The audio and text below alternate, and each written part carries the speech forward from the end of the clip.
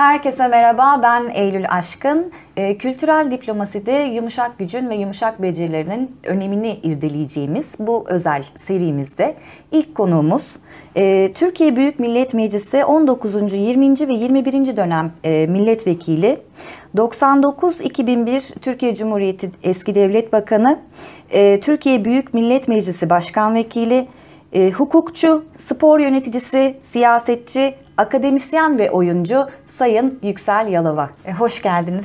Hoş bulduk. Çok teşekkürler. Öncelikle çok yoğun bir programınız var bize vakit ayırdığınız için. Ben teşekkür ederim, olur mu? Beni ihmal etmemiş oldun. Sağ ol, çok mutlu oldum seni gördüğüme.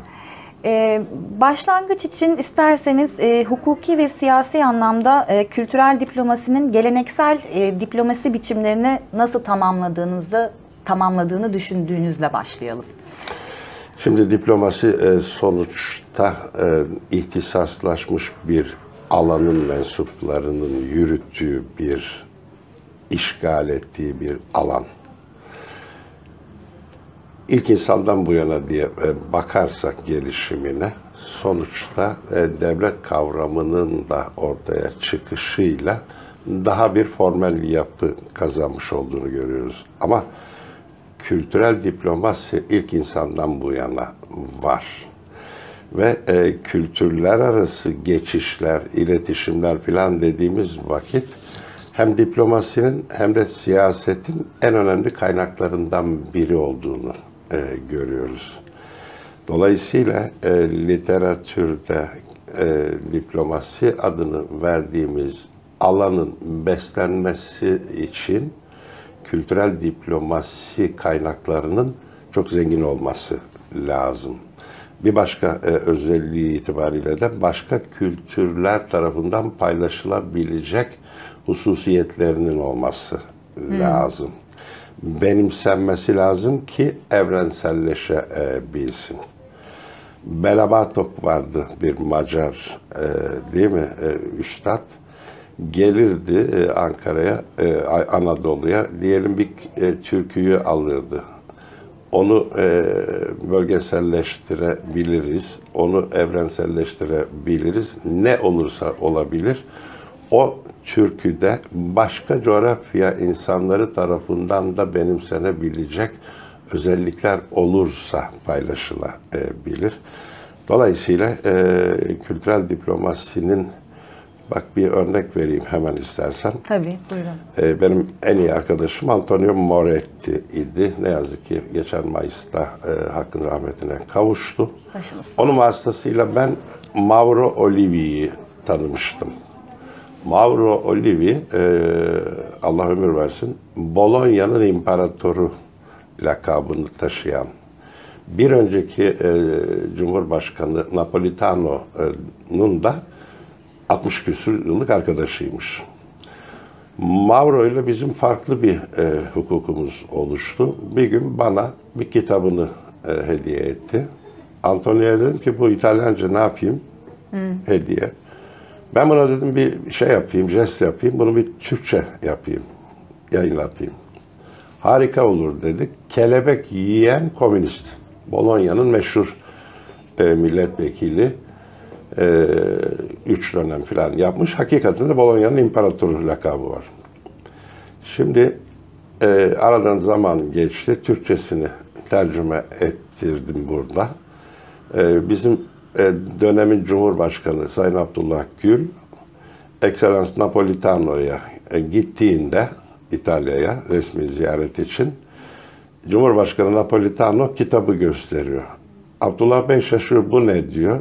Sizin eski bakan diyor Yüksel, Mauro'nun arkadaşı, Mauro da benim arkadaşım. Onun bu İtalyanca kitabını, hatıralardır o, Türkçe'ye tercüme etmiş. Şimdi bazen diplomasinin o belirlenmiş katı kurallarının aşamadığı duvarlar vardır. Size bir başka hatıramı paylaşayım. Türkiye Büyük Millet Meclisi'nde bakan olmadan önce ben Dış İlişkiler Komisyonu sözcüsüydüm. Erdal İnönü komisyon başkanımızdı. Rusya Federasyonu heyeti geldi. Karşılıklı iki komisyon üyeleri olarak sohbet edeceğiz, konuları ele alacağız, müzakere olacak. Erdal Bey başkan olarak konuşmasını yaptı, karşı taraf konuşmasını yaptı. İkinci sırada sözcü olarak sıram bana geldiğinde döndüm Rus heyetine, dedim ki bakın ben İstanbul Belediye Konservatuarı tiyatro bölümünü bitirdim. Anton Çehov hastası bir tiyatroculuğum var. Çehov'un Martı adlı oyununda Trigorin'i oynamış adamım dedim. Ben biliyorum Rusya Federasyonu heyetindekilerin ya çoğu KGB üyesidir ya da mutlaka bir bağlantısı vardır. Trigorin'i oynamış olmam, Anton Çehov'u sevdiğimi söylemiş olmam, ondan sonraki toplantı sürecinde sanki 40 yıllık akrabalarımla sohbet ediyormuşuma döndü. Bunun klasik dışişleri tabii ki onun çok saygın bir yeri vardır, o ayrı bir şey. Ama bazen böyle bir türkü, bazen bir kitap, bazen bir çiçek, bazen bir oyuncunun diyelim oynadığı bir rol, bazen sevdiğiniz bir yazar sizi alır. O devletin belki vatandaşı yapmaz elbette ama o devletin yıllardır sahip ola geldiği ülke insanların oluşturduğu kültürlerin paydaşı yapar. İşte oradan da evrenselliğe geçersiniz. Yine çok yönlü kariyeriniz nezdinde hem hukukçu olarak hem akademisyen olarak hem bir siyasetçi olarak konumuz yumuşak beceriler ve yumuşak güç. Yumuşak becerilerin ve yumuşak gücün kültürel diplomasideki etkileri üzerine neler söyleyebilirsiniz? Şimdi yumuşak güç, kültürel beceriler falan baktığımız vakit literatürde alıştığımız formatlar vardır. Her devletin kendine göre de şekillendirdiği formatlar da vardır. Bütün bu alanlar itibariyle. Şimdi gene Mauro'dan örnek vereceğim. Mauro Bolonyalı. İtalyancası pek yok. O zamanlar benim de İtalyancam pek yok. Bana dedi bir şiir oku Nazım'dan dedi. Anlamadım dedim. Antonio'ya döndüm, ne okuyacağım? Yani Fransızca mı okuyacağım? Hayır dedi. İtalyanca mı okuyacağım? Türkçe oku dedi. Baktım. Ama dedim o Türkçe bilmiyor. Mauro için. Konuştu. Mauro dedi ki hayır bana Türkçe oku. Niye? 1956 yılında Nazım Hikmet Bolonya'da bir konferans vermiş, şiirlerini okumuş. Şimdi bizim Mauro onca yıl efsane bir milletvekili olmuş, siyasetçi olmuş. 56 yılında Bolonya'da Nazım'ın konferansı sırasında okuduğu şiirin seslerini kafasında yaşıyor. Bundan daha büyük güç olur mu? Bundan daha büyük, ister yumuşak da ister sert de başka bir güç olabilir mi? Vurgu herhalde. Biz ne yaptıktan sonra ben İstanbul'dan mesela Antonio bana geldiğinde, Domenico Loiuco var, eski İçişleri Bakan Yardımcısı, Milano Milletvekili. Buraya geldiklerinde tiyatrodan arkadaşlarımı çağırdım yemekte. Bir şartım var yalnız dedim. Nazım'dan şiir getirin ki telefon açıp Mauro'ya Nazım'ın şiirlerini okuttuk. Demek ki bir başka örnek vereyim mesela Melih Cevdet Anday. İsveç'te Türklerin oynadığı bir oyunu ahali tiyatro seyircisi inanılmaz böyle kalabalık gelmişler. Oyun sonrası arkada dekor olarak kullandıkları Anadolu kilimlerine bakmışlar hayranlıkla. Şimdi bazen bir kilim, bazen bir şiir, bazen ne bileyim bir Ozan'ın yankısı. Mesela Bodrum Hakimi diye bizim türkümüz vardır değil mi? Efsane olmuş işte öldüm öldürüldüm filan diye. Şimdi o Bodrum Hakimi'nin karşı kıyıda Yunan adalarında yıllarca bir ağıt olarak nasıl unutulmadığını görüyorsunuz. Dolayısıyla insanlar öyle devlet adına siyasal iktidarı kullananların belirlediği kalıplar içerisinde yaşamazlar. Yaşatamazsınız. Belli çerçeveleri çizme şeyiniz olabilir o verileri alarak ama sonuçta insanlık güzelliğin ve heyecanın dorukta olacağı ortak kavramların peşinden gider diye düşünüyorum. Milletvekilliği ve bakanlık yaptığınız dönemde diplomasiyi olumlu yönde etkileyen kültürel diplomasi girişimleri nelerdi? Onlara örnek verebilir miyiz? Şöyle sevgili Eylül, şimdi dedim ya alışılmış kalıplar içerisinde yapılmaz bu işler, yapılmamalı diye. Siyasette de ben bunu uyguladım. Mesela Türkiye Büyük Millet Meclisi Başkan Vekili olduğum dönemde bütün uluslararası ilişkiler bana bağlanmıştı. Meclis Başkanımızın özverisiyle, ricasıyla. Türk milli takımı Güney Kore'ye gidecek, oradan da Japonya'ya gidecek Dünya Kupası'na. Ben Futbol Federasyonu Başkanı'nı aradım. Dedim ki bir yetkili gelsin bize. Çünkü Güney Kore heyetini ben Ankara'da kabul edeceğim. Meclis adına, sonra yemek vereceğim. Şimdi mesela bizim Dış İlişkiler Komisyonu yetkilileri dediler ki Sayın Başkanım böyle bir şey görülmedi bugüne kadar. Yani Güney Kore heyetine siz meclis adına yemek vereceksiniz. Futbol Federasyonu'nu çağırıyorsunuz. Dedim ki bu bir talimat. Siz karışmayın o işlere. Geldi. Ha şimdi ne oldu? Arkasından Japonya Senato Başkan Vekili geldi ki orada 2 numaradır. Aynı şeyi orada yaptık. Dedim ki bak benim milli takımım oraya gidecek. Önce Güney Kore'de olacak. Eminim ki turları geçip sonra Japonya'da final aşamasına gelecek.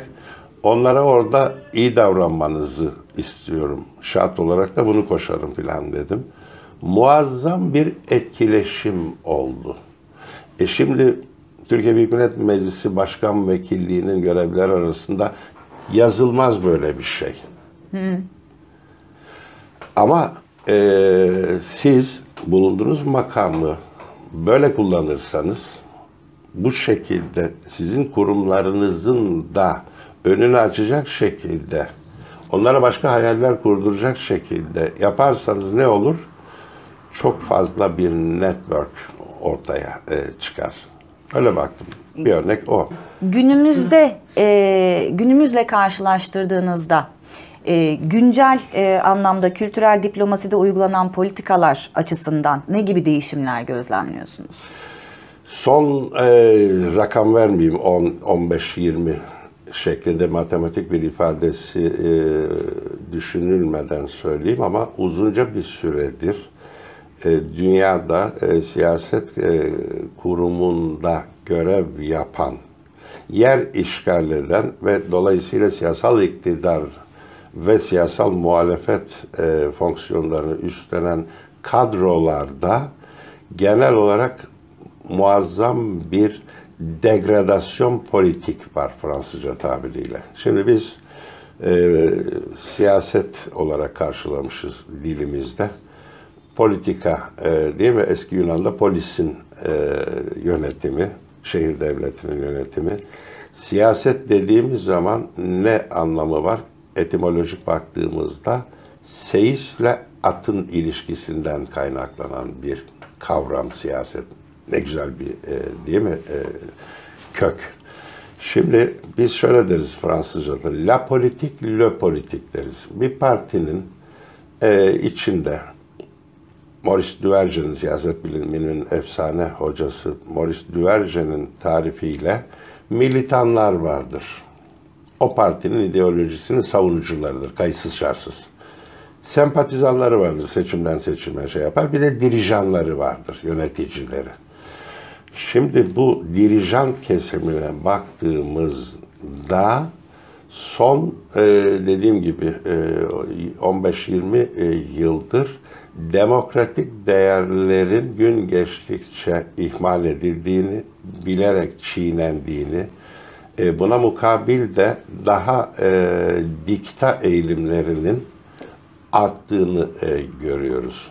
Çünkü Bir İngiliz düşünürün söylediği gibi iktidar bozar, mutlak iktidar mutlak bozar sözünü burada hatırlamamız lazım. Oysa günümüz dünyasında teknolojinin bu kadar ilerlediği bir dünyada 5 yılda bir seçimler filan döneminin çoktan kapanıp siber demokrasi adını ben yıllar önce verdim. Şimdi düşünsenize bir hukuki itilaf var, yerel mahkeme, sonra işte istinaf, sonra Yargıtay 10 yıl. Oysa 25 yıl önce, 30 yıl önce ben Adalet Bakanlarına söylerdim bunu. Bir jeton atacağız, pat diye son karar Yargıtay'ın içtihadı çıkacak. Bu dönemleri yaşayacağız derdim. Çünkü böyle bir aşama, teknolojiyi hayatımızda her alanda yaşamıyor muyuz? 1970 yılında sadece siyah beyaz televizyon izleyen bir ülke insanı bugün cep telefonunda ne yapıyor? 10.000 tane televizyona ulaşabiliyor. O zaman siyasal kavramların da teknolojiden müspet bir şekilde etkilenmesi ve bunu hayata geçirmesi gerekir, lazım. Nasıl olacak o zaman?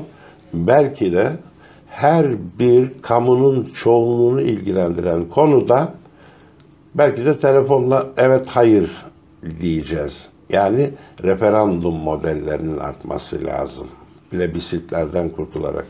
Böyle yaptığımız zaman konsensüsü arttırırız. Böyle yaptığımız zaman Max Weber'in ikili ayrımını biliyorsun. İşte legalite, lejitimite. Bir şeyin legal olması tek başına yeterli olmaz toplumsal sözleşmenin sağlıklı işlemesi için. Lejitim olması lazım. Lejitim olması da kamu vicdanı tarafından onaylanmasını gerektirir. Ne kadar demos kratos diyoruz değil mi? Halkın gücü. O zaman oligarklara bırakmayacaksak, bir monark olmasını istiyorsak, demosun ağırlıklı olması lazım diyorsak kararlarımızda o ülkeyle ilgili, devletle ilgili, o zaman teknolojiyi muazzam bir şekilde günlük hayata hakim kılarak ama bu tabii siyasetçi takımın işine gelmez. Alıp yönetmek varken. Şimdi mesela İtalya'da da öyledir, Fransa'da da öyleydi. Sorsanız milletvekili adaylarına niçin milletvekili olmak istiyorsun? Efendim ülkeme hizmet etmek istiyorum. Ya Allah aşkına ülkeye hizmet etmenin tek yolu milletvekilliği mi? Yalan. Yani tek o mu? Taksi şoförü de ülkeye hizmet ediyor değil mi? Tabii. Bir marangoz da ülkesine, insanlığa hizmet ediyor. Sanatçı, Dolayısıyla sanatçı. hepsi, toplumun her kesimi, namusuyla, dürüstçe işini yapan, mesleğini icra eden herkes ülkeye, insanlığa hizmet ediyor. Dolayısıyla ben siyasal iktidar sahibi olmak istiyorum, yönetmek istiyorum diyemeyen, ülkeye hizmet. O nedenle artık günümüz dünyasında, bak Eylül, biz 70'li yıllarda anayasa hukuku derslerinde devleti tarif ettiğimizde şöyle derdik: bir coğrafya parçası olacak bir ülke. Nüfus kriteri az olursa nasıl olur, çok olursa bunları tartışırdık anayasa hocaları. Onun üstünde devlete ait bir monopol halinde egemenlik yetkisi. Artık dünyada uzay çağı başladı. Ne oldu? Uzayda kurulan devletler var. Ben bakanlık döneminde görev verdiğim onlarca profesöre hep şunu önerirdim: uzayda miras hukukuna çalışın derdim. Şimdi uzayda değnekçilik yapamazsınız. Dünya böyle bir şey. Yine bilmemiz gereken, bütün bilim aleminin de özellikle evveliyetle bilmesi gereken, ki onların üretimleriyle siyaset kadroları etkilenebilsin, şekillenebilsin. 2014 yılında Nature ve Science dergilerinde çıkan makalelerle dünyada bilim paradigması değişti. Deniyor ki bir Laniakea. Ne o? Meğerse eski Haiti dilinde sınırsız cennet demekmiş. Anladım da neyin karşılığı kullanılıyor diye bakıyorsunuz. Güneşin de içinde bulunduğu Samanyolu sisteminden 200 milyar olduğu kanıtlanmış. Böyle bir dünyada kendi ülkenizde, kendi mahallenizde, bölgenizde ben siyasetçiyim, ben iktidar sahibiyim falan diyorsunuz. Komediye bakar mısınız? 2 epigenetik, 3 konektom diyorlar. Şimdi dolayısıyla bütün bu kavramların, yani insan dediğiniz kesim doğanın bir parçası olarak doğaya hükmetmeyi marifet addetmiş binlerce yıldır. Ve dünyanın geldiği hal ortada. Şimdi iklim değişiklikleri falan diyoruz ya, 2 santigrat arttığı zaman ne olacağına dair projeksiyonlara bakıyorum. Dünyanın sonu demek. Ama insan bünyesindeki o zulüm yapma şeyini kullanarak doğayı da mahvetmiş. Başka canlılara da hak tanımaz olmuş. Şimdi ama geldiğimiz noktada sınıra doğru, uçurumun kenarına doğru ulaşmış vaziyetteyiz. Dolayısıyla yaprak orman için mi, orman yaprak için mi diye ben hep konferanslarımda kullanırım.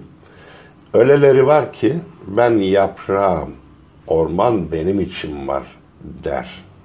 Oysa yaşam bize gösterir ki yaprak orman için, ormanda bir parça. Dolayısıyla bunun hukukta bu yeni paradigmanın, bilim paradigmasının gelişmesi için ben biraz da yıllardır kafa yoruyorum. O ne? Yazıyoruz işte, adalet mülkün temelidir. Mahkemelerde değil mi? İyi, peki. Şimdi son yıllarda Türkiye'de moda oldu. Mülk kavramı rahatsız etti galiba birilerini, bilemiyorum. Ya da anlaşılmaz addedildi. Adalet devletin temelidir yazmaya başladık. Mahkemelerin duvarlarına. Oysa yeni bilim paradigması belki 10 sene, belki 100 sene sonra hakim olacak toplumun tüm kesimlerinde, yaşamın tüm kesimlerinde. Dememiz gereken şu: adalet yaşamın temelidir. Bilmem neredeki vadinin dava açma hakkı var mı diye 20 sene, 30 sene önce sorsak manyak mı bu filan derlerdi. Bugün doğa haklarının gelişimi, bir takım temel uluslararası hukuk normlarının gelişimi nedeniyle insanlar anladılar ki o vadinin de dava açma hakkı var. Ona geldik.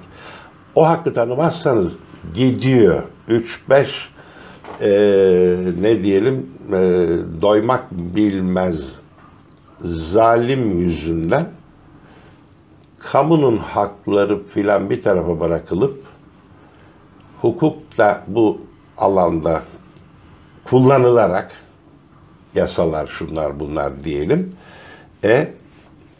mahvu perişan ediyoruz. Dolayısıyla gelecek. Çünkü şöyle bir problemimiz var. 150 sene önce dünya 1 milyar nüfus iken bugün 8 milyar oldu. Ama dünya maddi olarak 8 kat artmadı. Buna mukabil nüfus işte 8 kat, 7 kat, 6 kat artmış vaziyette ama dünya her gün küçülmekte. Neden küçülmekte?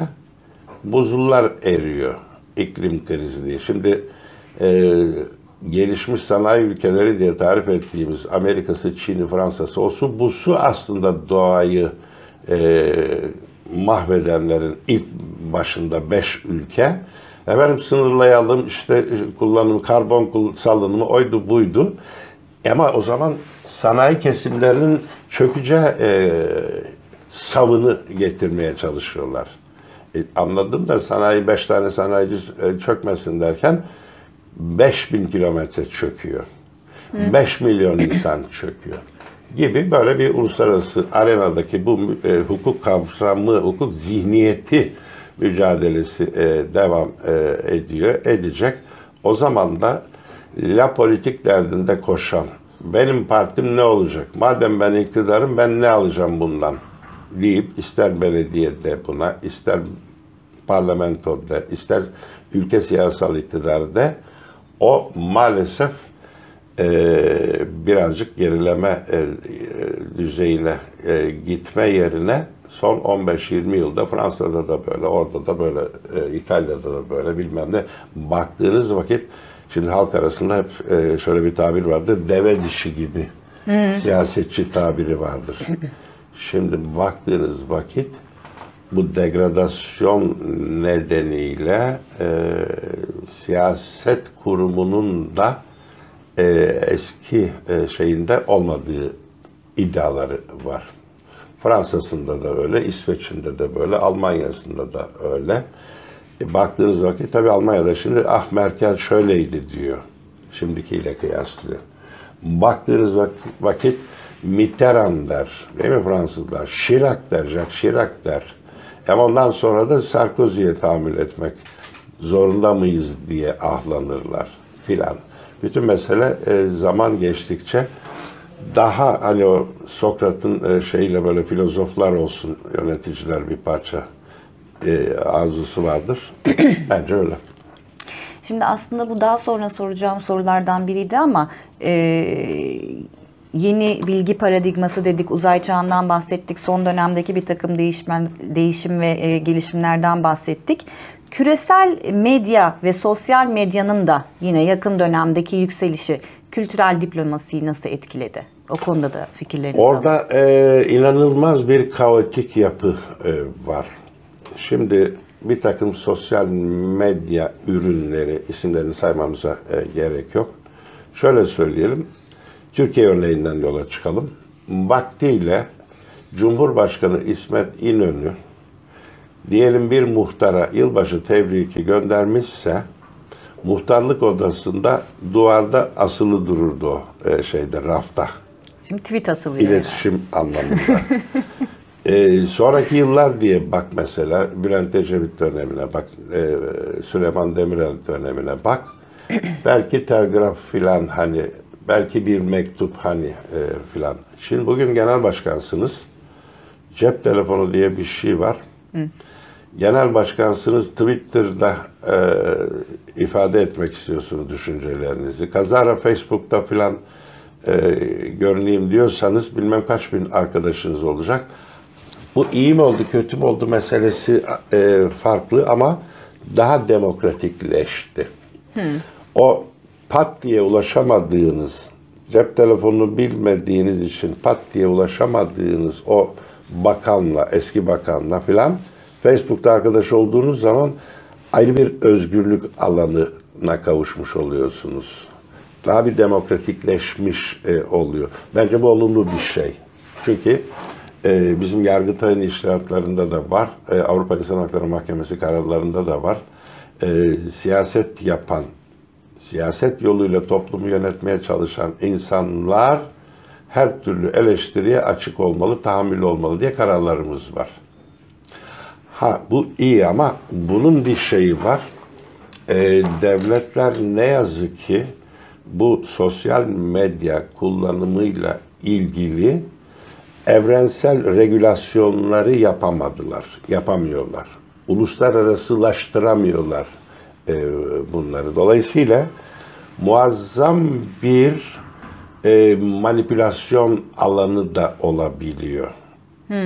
Dün akşam dendi ki işte Beşar Esad uçağına bindi ailesiyle beraber İran'a gitti. Birinin attığı bir tweetle. Hadi bakalım herkes paylaştı etti. Bir saat sonra haberi oldu diyelim o şahsın yetkililerinin. Hayır orada değil, ofisimizde çalışıyor. Şimdi dolayısıyla kitlesel mobilizasyonlara çok açık bir alan haline geldi. Tabii burada problem şu, fikir özgürlüğü, düşünce özgürlüğüyle kuralların çatışması falan var. Burada ne yapılabilir? Sosyal medya kullanımında her insanın her aklına geleni her istediği zaman istediği dozda söyleyebilmenin bir hürriyet kullanımı olmadığını da kültürel diplomasiye ait alanlarda olsun, başka alanlarda olsun verebileceği kamusal zararları düşünerek yeniden tanzim etmek gerekir diye düşünüyorum.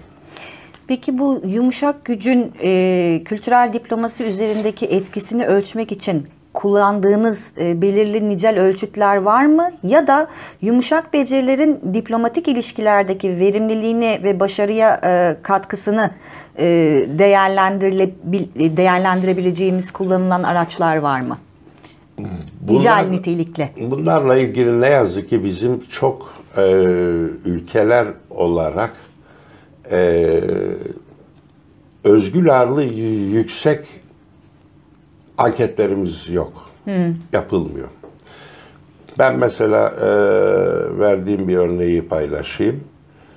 Yunanistan dediğiniz zaman ne yaparsanız yapın, diyelim askeri gücü herhangi bir ülkeyle mukayese edildiğinde ne yaparsanız yapın, tank, tüfek bilmem ne sayısı kadar, belki de ondan daha önemli nesi var?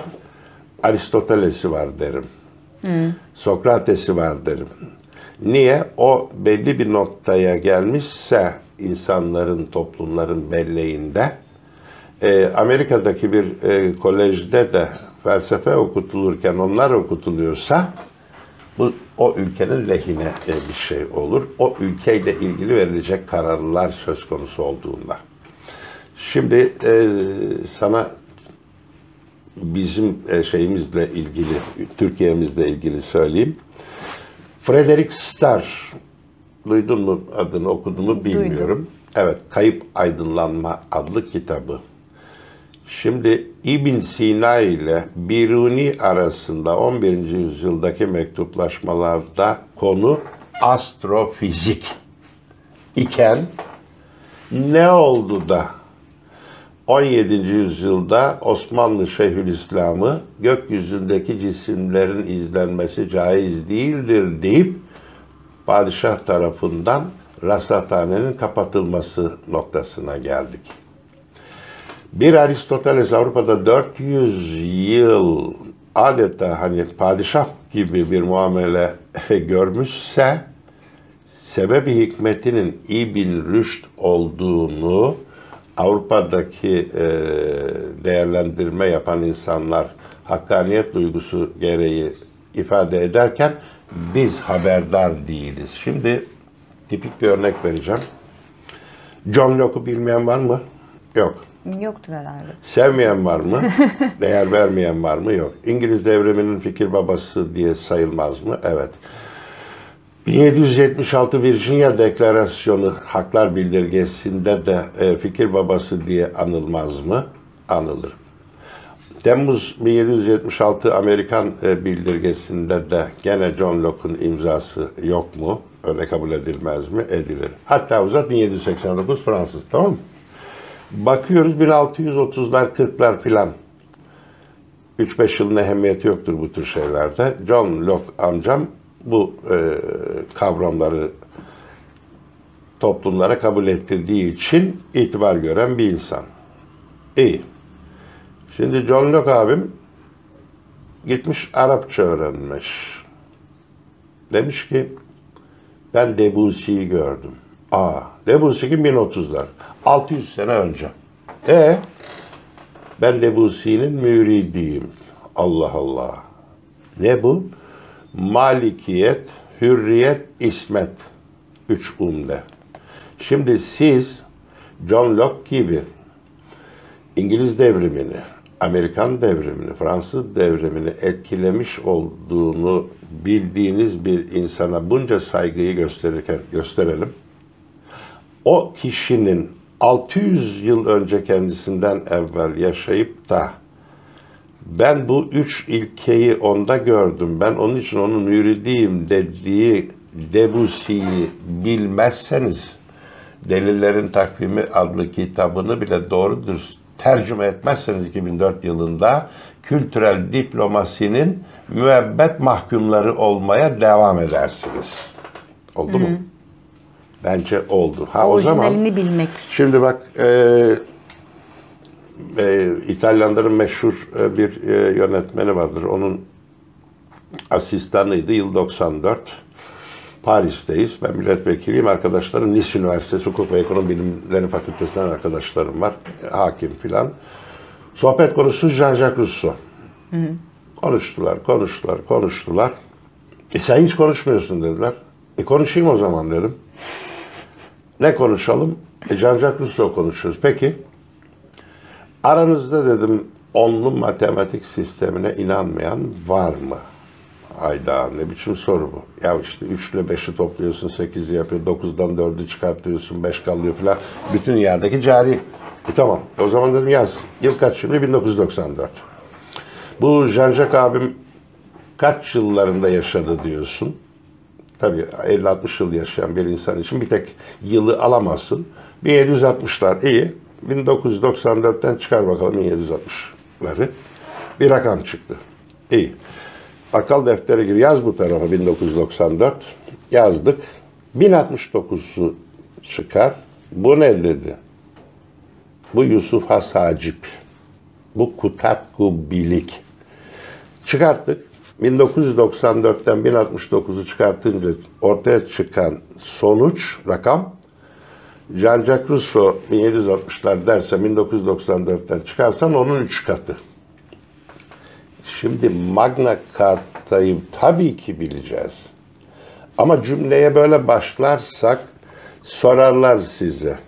Magna Carta 1200'lerdir. Bu Yusuf Has Hacip 1069. Asla hatta şovenizm filan bilimde evrensellik vardır. Kültürde de böyledir. Şimdi ilk toplum sözleşmesi dediğimde kim aklınıza gelir diye 30 yıldır, 40 yıldır sorarım. Bir yerlerde konferans vermeye gittiğimde, üniversitelerde falan bile profesörlerin nöbetçi sazan balığı gibi Jean-Jacques Rousseau dediğini görürüm. İçim acır. Niye?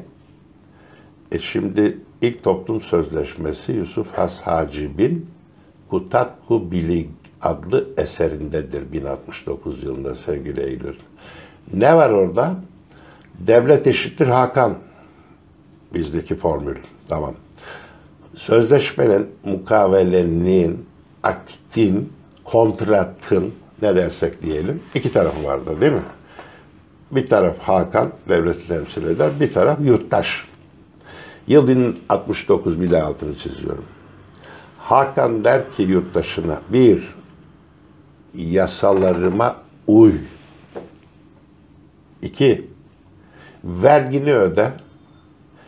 Üç, dostumu dost, düşmanımı düşman bil. Sözleşmenin bir tarafı. Sözleşmenin olmazsa olmaz tarafı yurttaş, çünkü iki taraf olacak. Der ki yasalarına uyarım. Ama adil olsun. İki, vergimi öderim ama gümüşün ayarını bozma. Üç, dostunu dost, düşmanını düşman bilirim ama can ve mal güvenliğimi sağla. Şimdi sevgili Eylülcüm, yasaların adil olması bir de 1069 yılında talep yurttaştan, İnan bana hukuk devleti kavramından çok daha ulvidir. Neden? Yasa çıkartırsınız. O yasa eğer Weberian anlamda lejitim değilse, her erkek karısını günde sabah akşam 3 öğün 10'ar dakika döver diye parlamentodan yasa çıkartsanız meşruiyeti var mı? Var. Adil mi? Değil. Değil. O zaman yasal olması tek başına yeterli değil. Ne diyor? Adil olsun. Adil olması yasaların bugün bile devletlerin ulaşamadığı bir aşama. Vergimi öderim. Amerika'da taxpayer diye bir kavram var değil mi? Al Capone'u bile nereden yakalıyor? Vergiden yakalıyor. Vergimi öderim ama gümüşün ayarını bozma diyor. Gümüşün ayarı, ben bir ay çalıştım Eylül. Evliyim, diyelim çocuklarım var. Bir ay çalıştım, bir para kazandım bu cepte. Şimdi çoluğumun çocuğun rızkı, geçim filan filan. Ne kaldı sol cepte? Vergimi ödediğim zaman eğer biraz burada para kalıyorsa, yarınlarıma dair bir güvence oluşturuyorsa gümüşün ayarı tamamdır. Ama ben kazandım. Sen çoğunu devlet olarak aldın. verginin. Çoluk çocuk aç kaldıysa gümüşün ayarı bozuktur. Gümüşün ayarı oynandığı için Roma İmparatorluğu parçalanmıştır. Gümüşün ayarıyla oynandığı için kanuni zamanda ilk enflasyon başlamıştır. Gümüşün ayarı çok önemli bir kavramdır. İnsanlar tamam çalıştım, bir ay çalıştım, şükürler olsun, şu kadar aldım diyecek insanlar değil mi? Allah devlete zeval vermesin diyecek. Yarınlarına dair de güvence içinde olacak. Şimdi üçüncüsüne gelince sen benim can güvenliğimi, mal güvenliğimi sağlamazsan ben senin dostuna niye dostum diyeyim, düşmanına niye düşmanım diyeyim der yurttaş. Bundan daha büyük bir toplumsal sözleşme var mı? Yok. Ama bizde eksik olan ne? Magna Carta diye başlarsam ben bir televizyon programı, vay ne biliyor adam, helal olsun filan, entelektüel oluyor değil mi? Araştırmak lazım. Çünkü derine gittiğiniz, bundan da şunu yapmayacaksın. Vay bizim Kutlubilik de işte Yusuf Hassacı böyle derken bu işte bilmem Jean-Jacques kaç yüz sene sonra söylemiş, böbürlenmek değil. Parlamentoda ne yazıyor şimdi? Egemenlik kayıtsız şartsız Türk milletindir. Milletindir. Jean-Jacques Rousseau'ya borçluyuz halk egemenliği kavramı nedeniyle. Ama Büyük Atatürk'ün büyüklüğü orada ki la souveraineté appartient à la nation'u aldı. Kayıtsız şartsızı koydu araya. Çünkü o Türk devrimini yaparken Jean-Jacques Rousseau'yu da okumuştu. Montesquieu'yu de okumuştu. Başka şeyleri de okumuştu ve Osmanlı'nın devamı şeklindeki bir mücadele yerine uluslararası konjonktüre bakarak Türkiye'nin istikbalinin ancak ve ancak ulus devleti paradigmasıyla olabileceğine inanmıştı da onun için bugün adı Cumhuriyet olan kaç tane devletler kabristanlığında uyurken Türkiye Cumhuriyeti'nin bak 100 yılını aşabilmiş oluyorsun. Şimdi tüm bunlara baktığın zaman anayasa hukukunun verileri, filozofların şusu busu hepsine eyvallah. İçinde ne var? Kültürel diplomaside. Kültürel demokrasiyle de taşlandırmamız lazım o işleri. Nasıl olacak? Teknolojiyi devreye sokarak. Sibernetik diye bir şeyde yaşıyoruz. Başka değil mi? İnsanlar şimdi bakıyorsun turizmin gelişmesiyle mesela. Değil mi? Çatalhöyük'teki sadece benim. Truva'daki sadece benim. Hayır, sadece benim değil. Mülkiyeti bana ait. Truva. Şimdi gelelim. Gelelim mi, gelmeyelim mi? Konuyla alakalı nereye gelecektiniz? Onu sorayım önce. Ben 50 tane örnek verebilirim. Çok ilk defa uzun zamandır soru sormanın ne kadar ehemmiyetli olduğunu gösterdin bana. Tebrik ediyorum. Evet, teşekkür ederim. Ben Fransa'ya ilk 81'de gittiğimde öğrenmiştim. Bir konuda soru sorabilmek için o konuyu bilmek lazım. Dolayısıyla bu sorularınla da hem seninle iftihar ettim hem de kendi kendime de bir sınavdan geçiyorum. Ben şimdi de öğreniyorum dinlerken. Şimdi yine bahsettiğiniz konuyla alakalı olarak yurttaşlıktan hazır girmişken kamuoyu ve tabandan gelen hareketlerin kültürel diplomasideki rolü nedir? Var mıdır? Vardır elbette ama şöyle diyelim. Kamuoyu kavramı objektif kriterlere bağlandığı zaman toplumun vicdanıdır. Ama bir de biz kamuoyunu oluşturursak, kamuoyunun böyle olduğunu takdim edersek, şimdi iletişim araçlarının bu kadar gelişmiş olmasının yaratabileceği risklerden biridir bu. Kamuoyu böyle düşünüyor dersiniz. Kaç kişiyle kamuoyunun öyle düşündüğünü tespit ettiniz bilinmez. Bütün mesele o yaşayan insanlar arasında bu konu nasıl görülüyor? Vicdan meselesi. İnsanlıkla ilgili negatif, pozitif sonuçlar meselesi kamuoyunun en önemli verileridir. Herhangi bir ülke şeyine kapılmadan, şovenizmine kapılmadan. Şimdi aynı zamanda oyuncu da olduğunuz için sanatçı ruhunuzla bir oyuncu olarak, ülkeye hizmet eden bir sanatçı olarak da ülkeye hizmet eden biri olarak sanatçıların diplomasi ve uluslararası ilişkilerde etkili olabileceğini düşünüyor musunuz? Sanat festivalleri, sergiler ve sanatsal faaliyetlerin kültürler arası diyaloğu teşvik etmedeki rolü hakkında da neler söyleyebiliriz? Düşünüyor musunuz cümlesi, cümle içerisinde o kelimeyi çıkaralım. %1 milyar inanıyorum. Hı.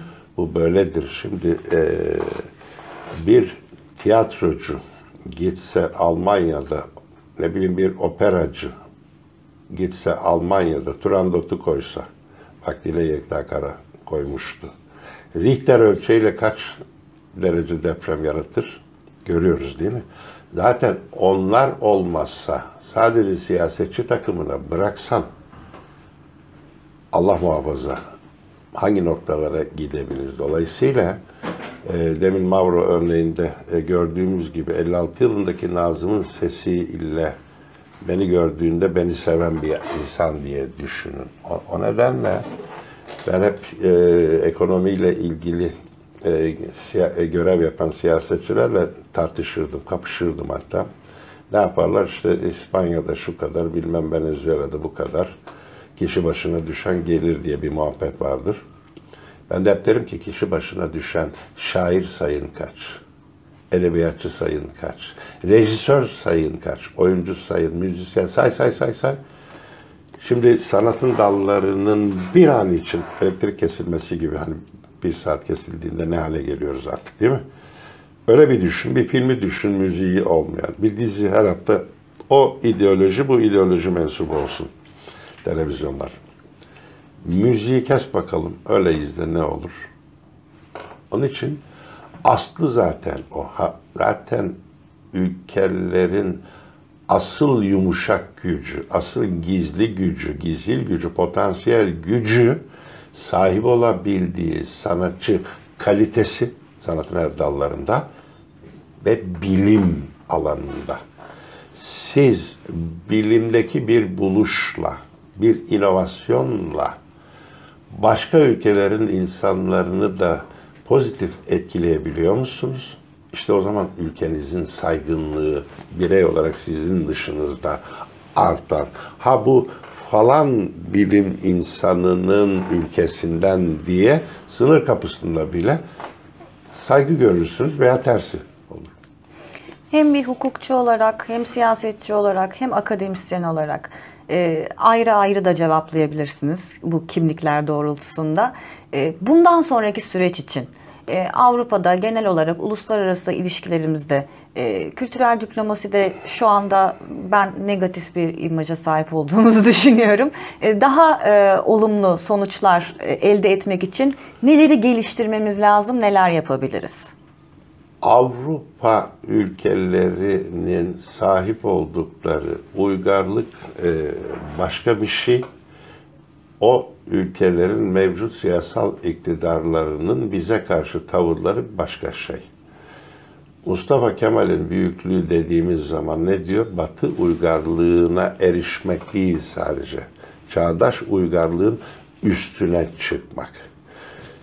Batı'nın fennini alalım ama, yani telefon alalım, kullanalım ama bilmem nesi. Bu tür yanlış düşüncelerle topluma hep setler çekmeye çalıştı Türkiye'deki siyasal iktidarların genel yapısı. Bir dünya içinde yaşıyoruz. Demin ne dedim? Güneşin de içinde bulunduğu 200 milyar Samanyolu sisteminden var. Şimdi o güneş sisteminin içinde de dünya olarak neyiz? Bir avuç bir şeyiz. Denizde bir damlayız. O dünyanın içinde bir ülkeyiz. Daha da bir küçük bir top iğne başı kadar geldik. Şimdi burada bu dünyayı daha yaşanabilir kılacak, yaşanabilirliğini sürdürebilir kılacak bilim insanları ve sanatçılar var. Gerisi yalan. Ha akıllı siyasetçi de o bilimin ürettiği verilerden elde edecek. Ben hep yıllardır söylerim, hocalarımızı anmamız lazım. Yıldız Kenter hocamızı, Melih Cevdet Anday, Sabahattin Kudret Aksal, Çetin İpekaya hocamız. Şimdi tiyatro bilimlerin anasıdır diyorum ben. Ben öyle öğrendim hocalarımdan. İlk insandan bu yana tiyatro var. Dünyanın neresinde olursa olsun, hangi çağında olursa olsun 2-3 insan bir aradaysa bile tiyatro var. Şimdi o tiyatroda sorular sorarsınız, bir şey düşünürsünüz, aklınıza tahayyül gücünü yükseltirsiniz insanların. O tohumlardan bilim çıkar ortaya. Bilimde daha spesifik klasifikasyonlar yaparsınız değil mi? Kendi dalınızın geleneklerine, kurallarına göre. Dolayısıyla dünyada güzelliklerin artması ancak dünyayı yaşanabilir kılacak diye ben hep inandım. O nedenle de istatistiki açıdan oydu buydu vıdı vıdı onlara hiç itibar etmem. Akşam ben kaç senedir bir helikopterim var benim. Şahsi malım. Kayıtlı değil ama Türk Hava sistemine. Ben akşam binerim helikopterime, ülkemin üstünde bir dolaşırım. Bakarım kaç aile mutlu, kaç baba, ya yarın sabah çocuğum okula giderken nasıl harçlık vereceğim? Kaç ana, ya yarın pazara gitsem de ama işte 2 kilo patates şu kadar nasıl alacağım kaygısı yaşamazsın diye bakarım. Ha, başka bir şey daha var. Sadece Türkiye sınırları mı olmalı? Hayır. Baktığın zaman yurt dışında mesela yaşıyorsun şimdi. İlk başta Yunanlı öğrenciler konuşmak istemezdi benden. Türk diye. Bu kavramın oluşmasında benim ne kabahatim var? Yok. Sorumluluğum var mı? Yok. Ha. Ama bir ay orada aynı okulda okuduğunuz zaman ayrılırlarken hepsi size sarılıp değil mi ağlıyorsa o zaman başka bir şey yapması lazım siyaset kurumunun. Var olan artıların toplumlar tarafından barış içerisinde değil mi? Güzel güzel böyle sanat ürünlerini izleyerek geçirmeleri gerekiyor ama o tabii sınırlı sayıdaki azınlığın işine gelmiyor. Çünkü o sınırlı sayıdaki azınlık toplam hasılanın değil mi? %60'ını %5 nüfusla almaya alışmış. Öylesi daha güzel diyorlar. Ama azınlığı destekleyen bir çoğunluk da söz konusu olduğu işte için sorun oradan. Şeyi yapmak lazım. O çoğunluğun gerçek şeyinin ne olduğunu öğrenmesi lazım. Şimdi anılarınızdan bahsedebilirsiniz. Eklemek istediğiniz bir şey varsa konuyla alakalı. Ben daha anılar kısmını ben her bir şeyim hukukçu olduğum için kayıtlıdır. Bir yerlerde çift nüshası falan vardır. Türkiye'dir çünkü harp olur, darp olur. Yani hesap vermemiz gerekirse diye her bir şeyim kayıtlıdır. Şunu yapıyorum. Docento discutur. Öğreten öğrenir. Ben işte ne diyorlar? Profesör diyorlar. Hiçbirinin bende kıymet harbiyesi yok. İşte efendim Sayın Bakanım filan. Ya boş ver o işleri. O bir kamu göreviydi, yapıldı, bitti. Şimdi profesör, ben öğretmiyorum sadece. Ben öğretirken öğreniyorum. Ben öğrencimle bir bilim dalında hani bir kayığa binmişiz, gidiyoruz. O bana bir şey öğretiyor, ben ona bir şey öğretiyorum. Karşılıklı öğrenme duygumuzu arttırıyorum. Dolayısıyla devlet olarak buna profesör mü diyorsun de sen ne diyorsan de benim öyle parayla pulla da işim yok. Yaşım itibariyle de şimdi diyorum ki daha kaç tane filozofla oturup sohbet etmem lazım. He? Kaç tane dinlenecek müzik var, kaç tane okunacak roman var diyorum. Şimdi tiyatro mesela, konservatuvar bitirmişim işte sevgili annemle, Nilgün'le, sevgili Hakan Altıner, işte diğer arkadaşlarımız falan beraber okuduk. Çok mutlu yıllarımız oldu. Şimdi bakıyorum, ya üniversitede, ben Arel Üniversitesi'nde yönetim bilimi ve felsefesi doktora dersi veriyorum. 7 yıl oldu galiba. MEF Üniversitesi'nde Mustafa Kibaroğlu başkanımız, diğerinde Ali Akdemir hocamız, benim dostlarım. Uluslararası Güvenlik ve Strateji Çalışmaları seminer hocasıyım. Ya bir bakıyorsun 3 saat orada, diyelim 3 saat burada, 6 saat. Oysa 7 günde kaç saat oluyor hafta? Yapılacak inanılmaz iş var. Ne yapacağız bu yaşta? Yani oturup da bilmem ben eski bakanım bilmem iş takibi ya da sabah akşam adliyede avukatım diye ne yapacağım parayı? Geçinecek kadar geliyor zaten. Ne yapalım?